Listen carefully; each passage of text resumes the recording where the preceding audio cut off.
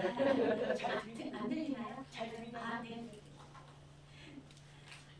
제가 혼자역으로 여기를 나와서 이제는 온라인으로 예배 드리시는 분은 안 들릴 것 같아요. 감사합니다.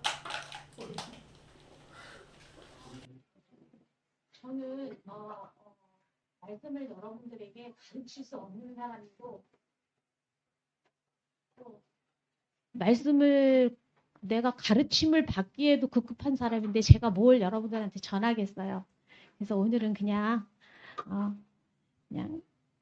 저의 얘기를 나누려고 합니다. 저는 권사의 직분도 받았지만 사실은 하나님 앞에 허물투성이 부끄러운 사람이고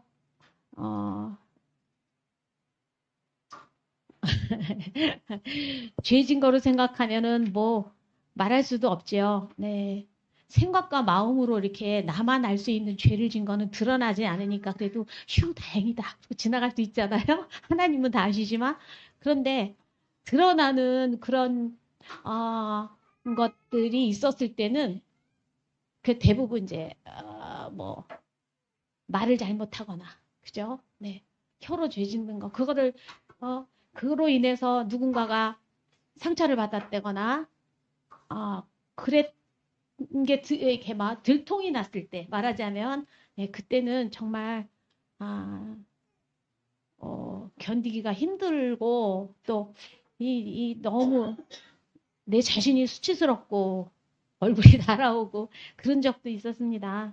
예, 지금도 그런데 근데 뭐 이것뿐이겠습니까? 얼마나 많은 죄를 다 졌겠어요. 주님은 다 아시지요. 그러나 이러한 형편없는 나를 하나님은 안타까워하시며 오래 기다리시며 참으시며 그래도 붙잡고 이제 손잡아 이끄시는 또 우리 주님의 자녀로 다듬어 세워가시는 그러한 소망이 있기에 이제 용기를 내서 이 자리에 섰습니다.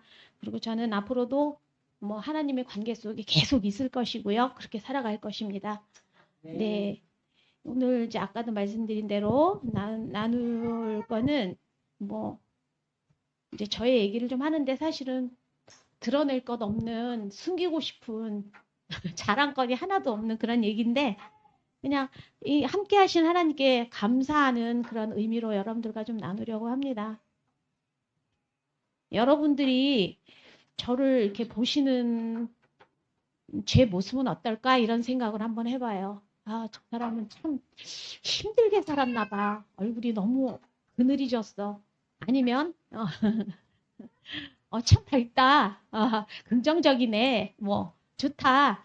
이렇게 보여졌을까요? 그 후자였으면 정말 좋겠지요. 네, 저는 이제 어린 시절 청소년기가 사실 참으로 세상적인 그런 잣대로 바라봤을 때, 참 불행한 삶이에요. 세상적으로 하나님 없이 바라봤을 때는.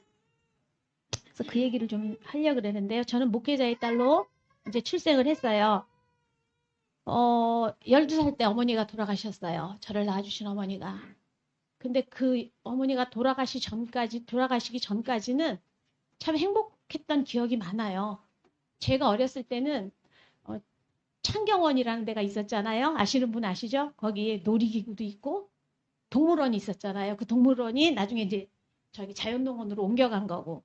근데 거기도 가족끼리 뭐 갔던 기억, 여러 가지 좋은 기억들이 많았어요. 근데 어머님이 돌아가시고 난 후부터 이제 제 인생은 너무너무 180도 달라진 거예요. 새어머니가 이제 아버지가 목회를 하셔야 되니까 저기 사모가 필요하잖아요. 그렇죠? 꼭 필요하죠.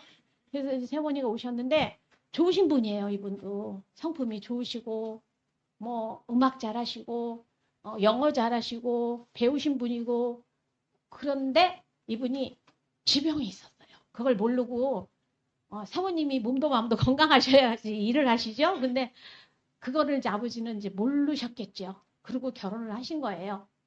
그래서 이 어머님이 오셔서 제가 그 어머니 밥을 얻어먹은 게 한 1년? 1년이었나 봐요. 그 후로부터 뭔가 이상해요. 근데 이제 그게 무슨 병이었냐면은 망상증이에요. 네, 과대망상증이에요. 그것도. 근데 망상증이 정신병의 일종이잖아요. 근데 그게 그냥 봐서는 몰라요. 많이 배우신 분이고 이러니까 아주 뭐 얘기도 뭐 잘 통하고 뭐 아주 괜찮아요. 그런데 가까이 있는 사람, 관계가 되는 사람들은 그 사람들을 통해서 자꾸 이제 망상을 하셔요. 근데 나쁜 망상을 하는 거죠. 그래서 아버지가 목회를 엄청 힘들게 하셨어요. 왜냐하면 아주 심할 때는 막 눈빛이 달라지거든요. 밥도 안 드셔요. 바짝 말라가지고 그래가지고 이웃 교회 사택 가서 누워 계셔요.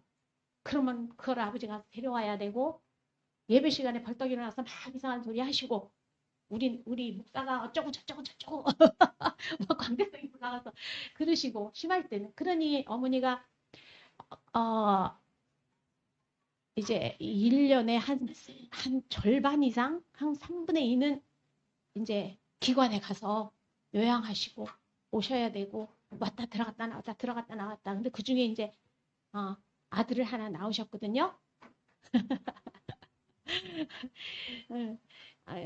아주 이제 저희 바로 밑에 남동생은 2살 차인데 그 아기가 태어나서 너무 이뻤어요. 제가 참 이뻐하고 이제 그랬는데 그 아이도 어머니가 케어를 할 수가 없는 지경이잖아요. 그러니 어린애가 이제 물론 아버지가 제일 고생을 하셨죠. 근데 이제 그 아이를 제가 20대 한 초반 중반 되기 전까지 이제 아버지 어머니가 이제 따로 이제 왜 힘드셨냐면은 병든 사모니까 싫다고 우리 장로교회는 투표해서 과반수 이상 나오면 결정 나는 거예요. 감리교랑 달라가지고 교리가. 그래서 다른 교회로 옮겨 다니시고 막 이러셨거든요. 그러니까 어머니 하나 케어하기도 너무 아버지가 힘드셨죠. 그래서 이제 나는 아버지는 다른 교회에 일부 가시고 나는 그 자리에서 이제 피아노 이제 뭐 학원을 조그맣게 하고 있었는데 거기서 이제 이 아이를 내가 데리고 학부모 노릇을 한 거예요. 초등학교 한 4학년 때까지 학교 보내고 공부시키고 뭐하고 시키고 뭐 사서 입히고 누나가 이제 그렇게 했었죠. 그러다가 이제 내가 거기서도 이제 옮기게 되는 그런 계기가 있어서 얘는 이제 아버지 어머니한테로 가고 나는 이제 인천을 오게 된 거예요. 네. 그래서 이제 남편을 만나게 됐죠. 근데 만난 건 그 전에 만났는데 예. 이제 결혼하게 된 계기가 그래요. 뭐 이제 한 번은 이런 일이 있었어요. 지금도 잊혀지지는 않지만 그게 막 원망스럽고 그렇지는 않아요. 지금은 전혀. 중학교 한 2, 3학년 때인가 봐요. 그때는 아이가 이제 저기 천기저귀를 빨아서 이렇게 기저귀를 채우고 그랬잖아요. 그래서 그거를 이제 빨리 빨아서 말려서 또 하고 이래야 되는데 그게 아마 밀려가지고 한 다라가 이렇게 담궈져 있었었나 봐요. 근데 그거 왜 제때 안 빨았냐고 아버지가 저를 책망하시고 야단치셨는데 그게 너무 막 서러워서 엄청 울었던 기억이 나요. 이거 왜 내가 빨아야 되는데? 아버지가 다 이렇게 만들어 놓으신 일을 왜 내가 혼나야 돼? 막 이런 때도 있었어요. 예. 그리고 또 이렇게 옮겨 다니시다 보니까 이제 옮겨 다닐 때마다 교세가 좀 약한 교회 이렇게 갈 수밖에 없었죠. 없었고 근데 이제 어떤 교회에 이제 아버지가 이제 옮기셨는데 거기에 사택이 없어요.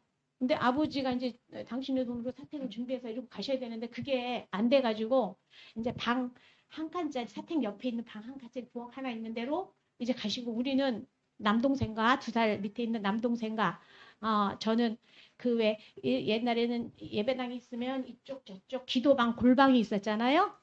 거기는 난방이 안 되는데요. 차가운 데거든요. 거기서 이제 둘이서 밤에 그거 뜨거운 물을 끓여서 담아서 그걸 끌어안고 둘이서 잤어요. 그런데 그때 이제 우리 교회 이제 청년과 또 이제 학생 하나가 이제 여자 2자매가 나오기 시작했는데 그 언니들하고 이제 친하게 지내면서 그 언니들 연탄을 때는 따뜻한 방에 제가 꼽사리 껴서 그래서 아우 따뜻하고 너무 좋다 그러면서 거기서 잔 적이 있어요. 근데 그냥 잘 수 없잖아요. 그래서 어떻게 어떻게 잤을까요? 그때 이제 사택은 없었지만 이제 뗄 거, 연탄 이런 거는 이제 교회에서 이제 이렇게 목회자한테 대줬거든요. 그거를 몰래 집게로 2개씩 집어가지고 갖다 주고 그리고 이제 그리고 자고 막 옷도 얻어 입고 예, 그런 적도 있었어요. 그런데 아무튼 예, 뭐 그리고 이제 하여튼 예, 그런 어린 시절을 이제 저는 그러니까 청소년기를 그렇게 보냈죠. 그러니까 세상적으로 볼 때 참 불우했던 거죠. 불우했죠. 그죠? 네. 아버지가 저희 남매를 이렇게 할 여력이 없으셨어요. 네. 그래서 이제 제가 아까 말한 대로 이제 인천을 오게 됐는데 오게 된 동기는 어, 남편 이야기를 조금 해야 되겠습니다. 미안합니다, 박정욱 권사님. 아버지가 반대했겠죠. 저 사람은 좀 믿는 사람이 아니었거든요. 하나님을 모르는 사람이었거든요. 네. 근데 그냥 따뜻하고 친절하고 이제 그러니까 이제 그냥 좋았어요. 저는 여태까지 맨날 주기만 했는데 그런 걸 받으니까 너무 좋더라고요. 그래서 그래 뭐 아버지 생각은 뭐 목사 아들이나 장로 아들이나 막 신앙 좋은 집안에 저를 보내고 싶으셨을 거예요. 강제로 한번 선도 본 적이 있었어요. 알고 있어요. 근데 너무 그게 무섭더라고요. 무서웠어요. 아니 사귀는 사람이 있는데 다른 사람하고 선을 보고 막 이러면 나 벌 받아 죽는 거 아니야? 막 이런 생각을 가지고 옛날에는 왜 연애하고 그러면은 결혼해야 돼 이런 게 머릿속에 박혀 있었잖아요. 네, 그랬기 때문에 이제 그랬는데 반대하시고 아버지가 막 그런 와중에 어떤 저분이 어떤 용기를 냈는지 이제 아버지 집에 가서 아버지에게 아마 얘기를 했던 모양이에요. 나 이렇게 좋아하는 사람이 있어요. 그런데 저 피아노 학원 그 좋은 게 나온 게 있는데 교습소 좋은 게 나온 게 있는데 그거 계약금 있어야 되고 그 있어야 되는데 그거 좀 주세요. 그랬나 봐요. 하여튼 그때 500만 원이었어요. 거기 들어가는 돈이 월세인데 그거를 해가지고 아주 거기를 어 그게 바로 어디냐면 서부교회 옆이에요. 예, 예, 예. 옛날에 나 짝하게 있었을 때 그 옆이에요. 그 슈퍼 하나 있고 옆에 교습소가 있었거든요. 거기를 계약을 한 거예요. 그래서 거기에서 이제 아이들을 가리키면서 있으면서 아버지가 어쩔 수가 없겠구나 하고 이제 허락을 하셔서 결혼을 하게 되었습니다. 네. 저는 남편을 저기 그 핸드폰에다가 내 편이라고 적었어요. 항상 내 편이 되어주고 어, 그랬기 때문에 그냥 그렇게 적었거든요. 그런데 잘 지냈는데요. 그런 건 다 좋았는데요. 딱 한 가지. 신앙적인 갈등이 있는 거예요. 네. 저 사람도 이제 아버지한테 세례를 받고 신앙생활을 한다고 예배는 드리러 왔어요. 이제 내가 좋으니까 와야지요. 예배는 같이 드리곤 했는데 믿음의 깊이가 없으니까 이게 뭐 신앙적인 대화가 너무 안 통하고 그거 왜 그래야 되는데? 이제 이렇게 나오는 거죠. 어, 네, 서울로 이제 교회를 이제 나갔어요. 이제 아들 성수 큰아이를 데리고 이러고 이제 나갔었는데 거기서 이제 교회 건축이 이루어졌었거든요. 그러면서 이제 그 가정마다 이제 통장 하나씩 이렇게 해서 대출을 받아서 그거를 이제 자신이 책임을 지는 거예요. 이제 그런 게 있었는데 남편이 믿음이 없으니까 이거는 얘기하면 분명히 이걸 왜 해야 돼 그랬을 거예요. 그런데 목사님하고 뭐 목사님이 그랬는지 누구 권사님이었는지 이제 일하는 사무실도 찾아가서 나 내 몫으로 하나 저 사람 몫으로 하나 해라 이제 아마 그랬던 모양이에요. 거기서 헌금을 그렇게 하는 거냐? 이제 헌금이 그렇게 하는 우리 교회는 너무 헌금 강조를 너무 안 하죠. 너무 안 하는데 근데 대부분 건축할 때는 그런 식으로 많이 하지 않으면 할 수가 없으니까 예, 그렇게 했었거든요. 그러면서 이제 안 나가기 시작한 거예요, 교회를. 네. 그래서 참 그것 때문에 많이 이제 기도하고 뭐 울어도 보고 싸워도 보고 뭐 그랬는데 내 힘으로는 절대로 안 됨을 저는 아주 명확하게 느꼈어요. 아무리 해도 그건 안 돼요. 그래서 이제 남편이 나 요 가까운 교회 가면 나갈게 그러더라고요. 그래서 빨리 정리를 했어요. 그리고 그때 우리 딸이 태어났는데 아들 데리고 딸 데리고 차 없이 전철로에서 개봉역에서 내려서 또 저기로 들어가고 이러는 게 기저귀 보따리 들고 안 되겠더라고요. 갈 수가 없겠더라고요. 남편 차로 가면은 갈 수 있는데 이제 협조를 안 하니까 난 그 교회는 안 가 이러면서 그러니까 그래서 이제 서부교회에 딸이 나면서 우리 집에 나면서 등록하게 된 거예요. 그러니까 우리 저기 박지혜가 복덩이에요. 네, 우리 아버지를 구원한 복덩이에요. 네, 그 서부교회 다니기 시작했는데 뭐 다니기 시작하면서 뭐 이분이 막 믿음에 깊이 들어가고 뭐 이런 거는 아니에요. 그런데 이제 거기 우리 그때 저기 홍순 목사님 담임하실 때 부부 찬양단이 있었어요. 기억하시죠?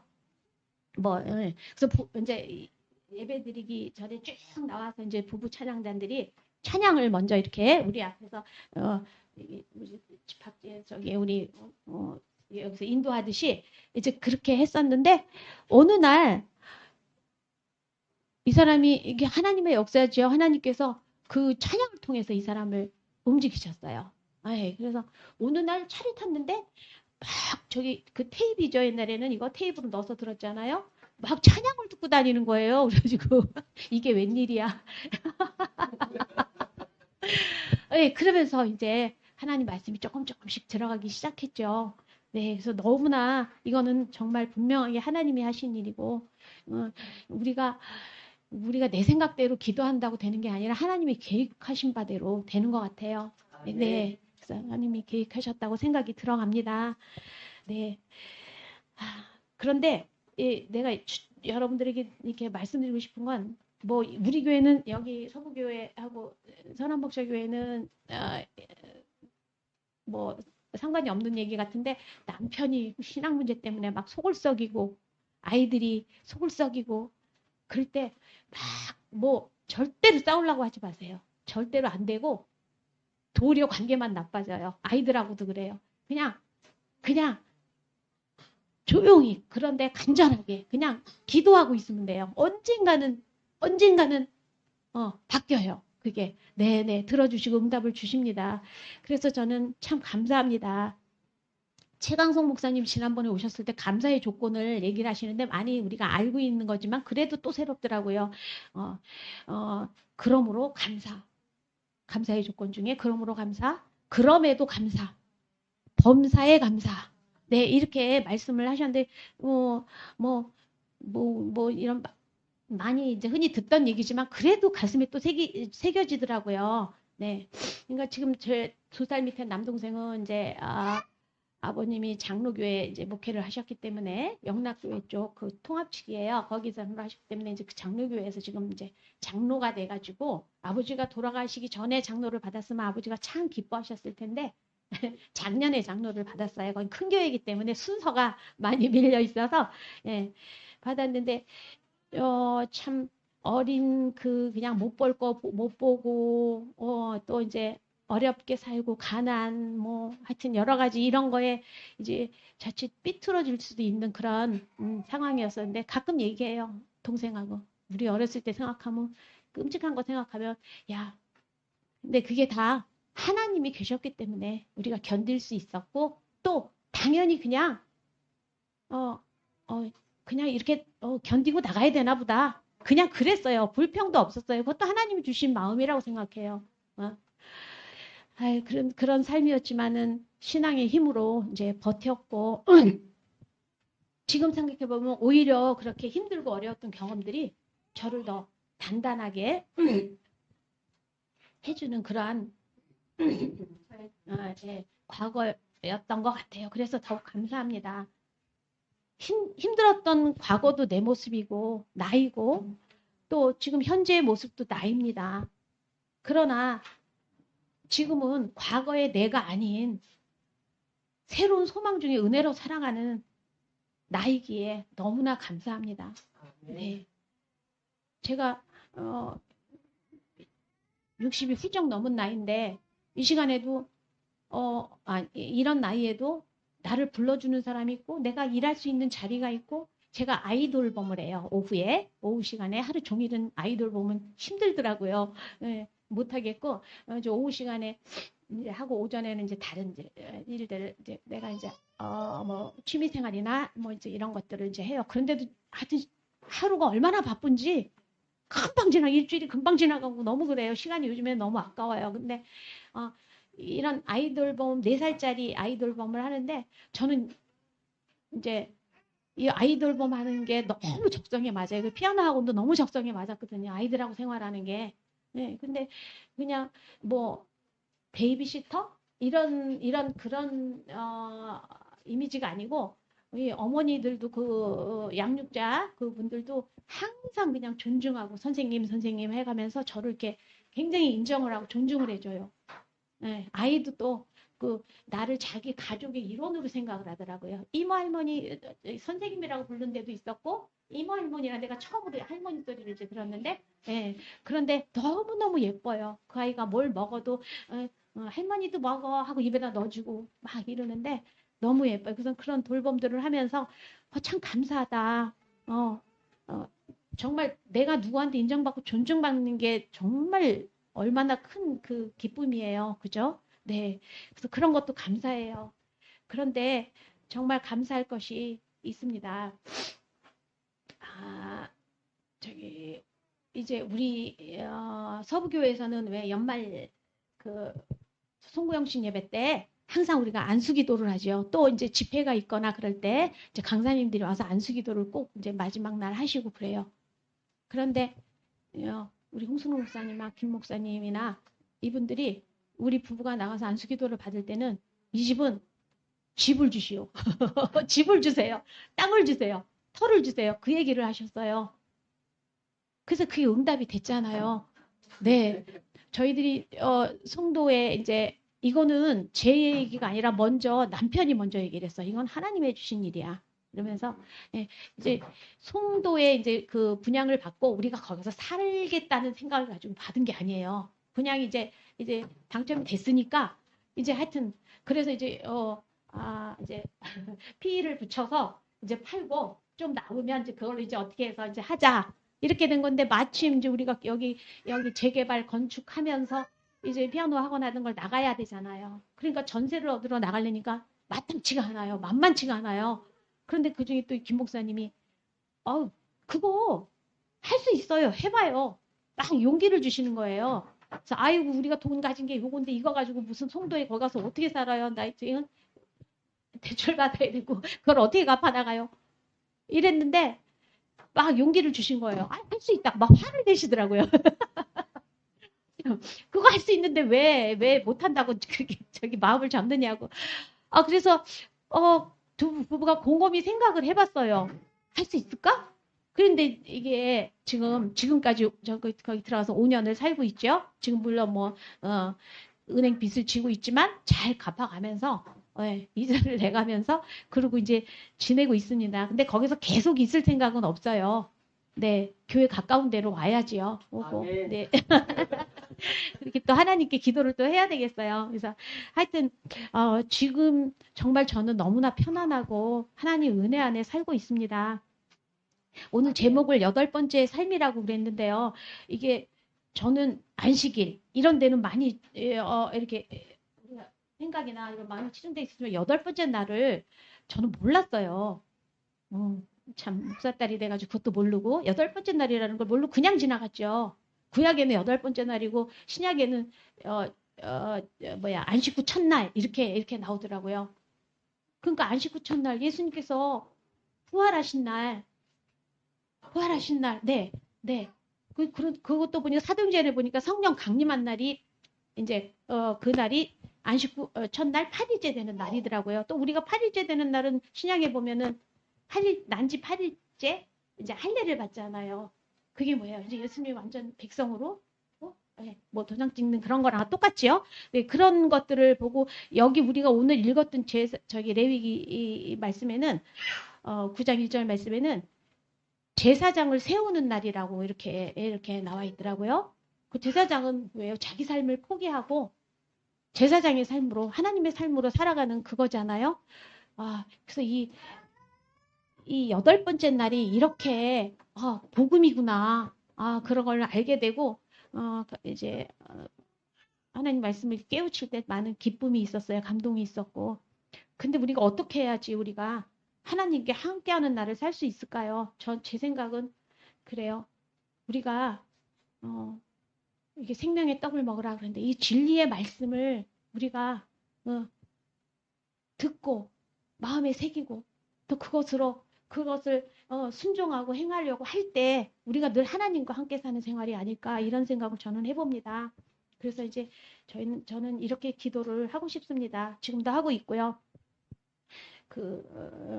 육신의 옷을 벗고 주께서 입혀주시는 옷, 그리스도의 옷을 입고 예수 그리스도를 닮아가는 성품이 습관처럼 나타나기를 기도하고 싶습니다. 그래서 세상 사람들에게 하나님의 선한 영향력을 끼치는 그리스도인으로 살아가기를 그렇게 소망하며 기도합니다. 주님을 이제 의지하면서 이 쉐미니의 삶을 허락하시는 은혜를 이제 민감하게 깨닫고 행하는 삶으로 예수 그리스도를 증거하는 빛된 자녀가 되게 하소서라고 제 기도를 합니다. 네, 우리가 어떻게 온전한 경건한 그리스도인이 될 수 있겠어요? 없어요. 우리가 어떤 행위를 하든 경건한 그리스도인이 될 수 없습니다.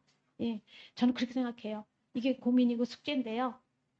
근데 그러나 이제 또 실수하고 또 많은 허물이 있지만 나를 지금까지 은혜로 이제 인도하셨듯이 오늘도 저는 소망의 여덟 번째 삶을 도우시는 주님을 바라봅니다. 네, 한 발자씩 한 발자씩 그 말씀 가운데 걸어가고자 합니다. 여러분도 저와 같은 마음이었으면 좋겠어서 네, 오늘 뭐 두서없는 말씀을 나눴어요. 부족한 사람의 이야기를 네, 들어주신 성도님들께 감사드립니다.